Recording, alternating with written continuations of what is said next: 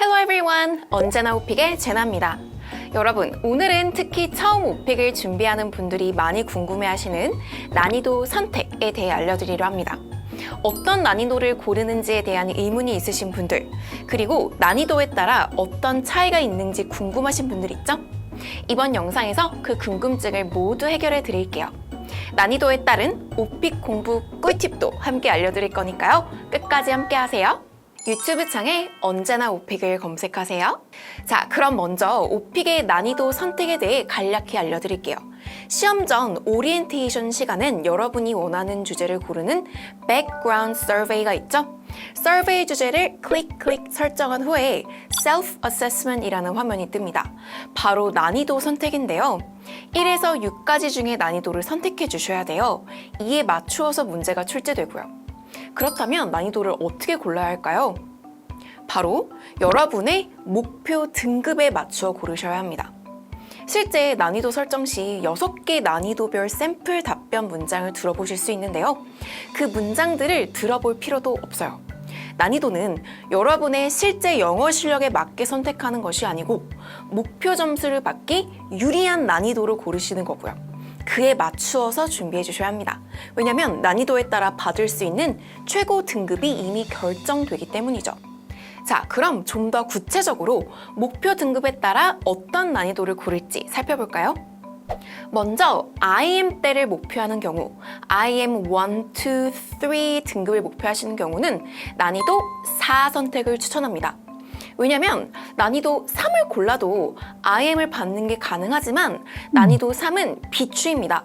4를 고르면 가산점이 있기 때문에 IM을 받기 더 유리합니다. 자, 그 다음 평균적으로 가장 많은 분들이 목표하는 IH의 경우는 난이도 5 선택을 추천합니다. 난이도 4를 골라도 IH를 받는 게 가능은 하지만 4는 추천하지 않는데요. 4보단 5에서 IH를 받는 비율이 더 높기 때문이죠. 여러분, 여기서도요, 난이도 5를 고르면 가산점이 있어서 IH를 받기에 더 유리하고요. 즉, 여러분이 4를 고를 때와 5를 고를 때 똑같은 수준으로 영어를 답변하신다면 5를 고를 때 IH를 받기 더 유리하다는 거죠. 마지막으로 AL을 목표하는 경우는 난이도 5 선택을 추천합니다. IH와 AL 목표할 때 동일한 난이도를 고르는 건데요. 굳이 가장 높은 난이도인 6을 고를 필요는 없습니다. 그리고 본 시험 중간에 난이도 재조정의 화면이 뜰 건데요. 이때 더 쉬운 질문으로 내려가거나 더 어려운 질문으로 올라가지 않고 비슷한 질문을 선택하시면 됩니다. 그럼 이번에는 난이도별 출제되는 문제의 차이를 알려드릴게요. 기본적으로 난이도가 올라가면 문제가 더 어려워진다 라고만 막연히 알고 계실 수 있는데요. 그 차이를 알고 체계적으로 준비하셔야 단기간 목표 달성이 가능하겠죠?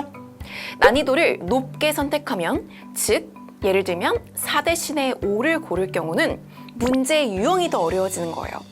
난이도 4에선 과거 묘사의 문제를 물어본다면 난이도 5에선 과거뿐만 아니라 현재를 같이 비교하라는 문제, 그리고 이슈, problem, 뭔가 어려운 이슈를 물어보는 문제가 나올 수 있습니다. 뿐만 아니라 문제의 그 길이가 더 길어질 수 있는데요. 하나의 문제에서 문장이 여러 개 나올 수 있고요. 혹은 조금 더 긴 문장으로 질문이 구성될 수 있어요. 즉, 듣기 능력이 더 요구되는 건데요. 여러분, 실전 시험장에서는 문제가 화면에 떠 있지 않잖아요.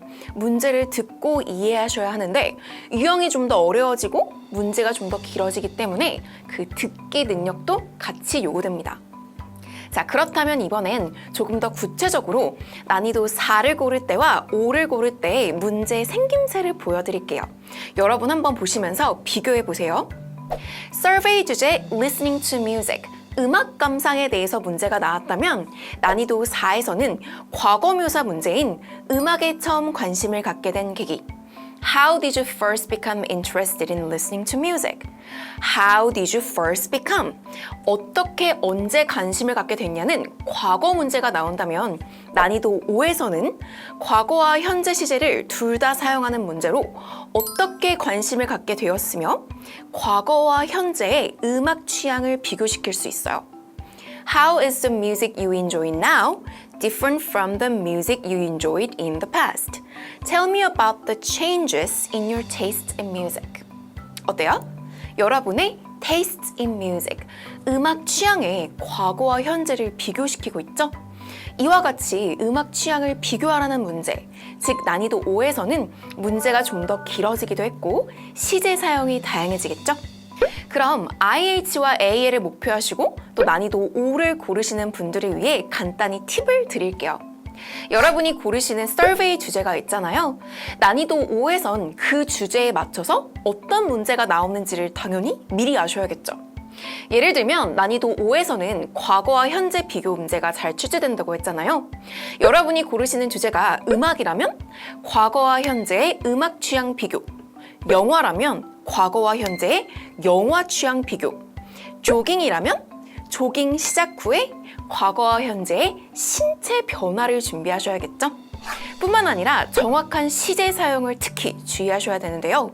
여러분 오픽에서는 시제 실수, 그 동사의 형태 실수에는 감점이 있기 때문에 고득점 IH와 AL을 목표하신다면 시제가 정확하고 다양한 동사를 사용하셔야 합니다.